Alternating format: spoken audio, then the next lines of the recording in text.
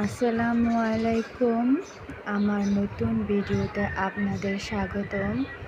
এই যে এইটা আমার রুহিলিয়া ফুলের গাছগুলো দেখতে পাচ্ছেন, কতগুলো ফুল ফুটে আছে।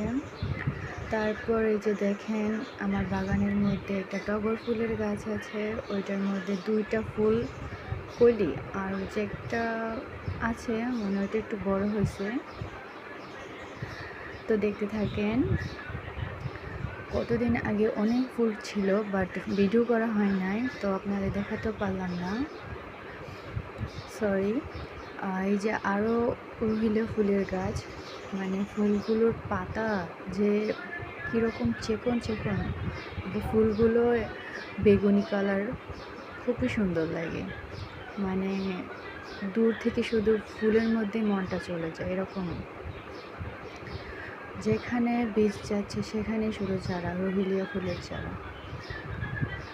তারপর দেখতে পারবেন আমার একটা গোলাপ ফুলের গাছ, একবার ঝড়ে গাছটা পড়ে ভেঙে গিয়েছিল, তারপর আবার শাখা গজে আবার এরকম বড় হয়েছে। দুঃখের বিষয়, এই গোলাপ গাছের মধ্যে একটা ফুল হয়েছে।